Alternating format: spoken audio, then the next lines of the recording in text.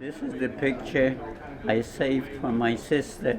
I kept it under my arm, and I went through all the concentration camps, even going through selections, and I kept that picture, and I have this picture till this day.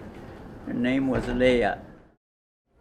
When I speak about the Holocaust, the most important speech or the most important thing what I want to tell the people who are present, they are the ones who can prevent another Holocaust, especially the children, the school children.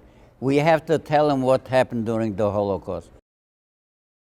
Being 5 years in concentration camps and in ghettos, what I went through, I don't wish nobody to go through. I was in Dachau. I had to crawl over dead bodies to get a little bit soup. We didn't know if the smell was from the soup or from the dead bodies. I witnessed this on my own eyes. When we came to Auschwitz, we were greeted with an orchestra, and they gave us a half a loaf of bread. We never thought, when you come to Auschwitz, you go straight to the crematoriums. But we went through a selection, and Mengele was the one who motioned me to the right. If he had motioned me to the left, I wouldn't speak today. People couldn't help. They were the same as me. Even if they want to help, they couldn't. How can you help somebody if you get a small piece of bread and a little bit soup? This is what we get every day. There was no hope to get a little bit more. This is how we had to live, on a piece of bread, a tiny piece of bread and some soup, 24 hours. When I was liberated, I only weighed 75 pounds. Nothing but skin and bone.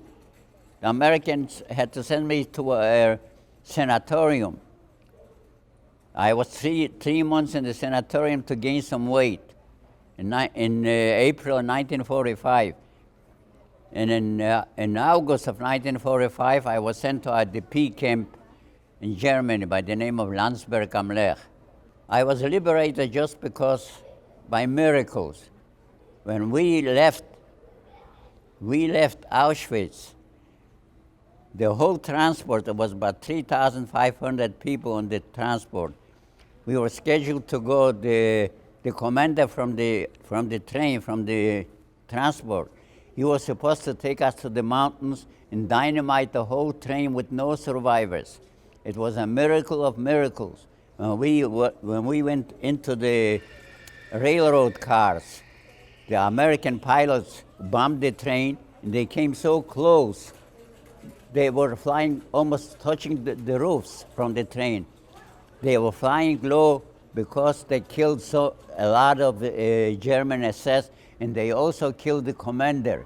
And another commander took over the train, and he saved our lives by not going to the mountains. Instead of going away from the front, he took us to the front.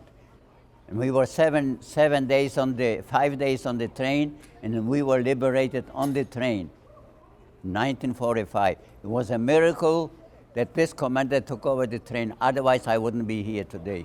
After the liberation, I went to a DP camp, a displaced person camp for people who didn't have no countries. I didn't have no country where to go to. I couldn't go back to Poland. So we stayed in this particular camp, Landsberg am Lech, from 1945 till almost to 1950. It's very hard to talk about a family of 9 people that I am the only survivor.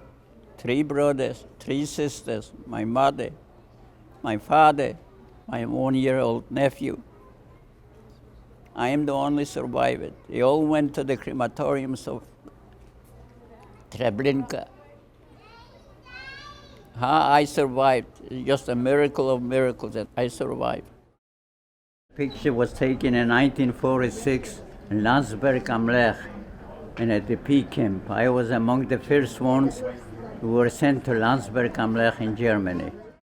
A Jewish girl in 1945. We were married in 1946, and in 1947 our son was born in Germany.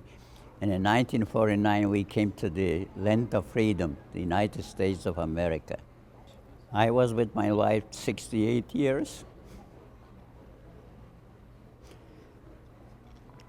and she passed away 3 years ago, 2014, on April 4th. So I was, in a way, I was blessed. I was with her 68 years, but it's never enough. Up till this day, I wake up at night. I don't sleep anyway. I scream. Memories from the camp, and I keep asking, where are you? Where are you? It was very, very important for people to see, at least, to see. Of course, they didn't. I don't wish nobody to go through what I went through, but at least they can see the story. They can see what happened. And they are the only ones who, if they wouldn't see what happened, how would people know? And God forbid, and if we're not going to talk about the Holocaust and show pictures, who knows what can happen again? It's very, very important. It's important for the younger generation, for them to know what happened. They have to make sure that this doesn't happen again.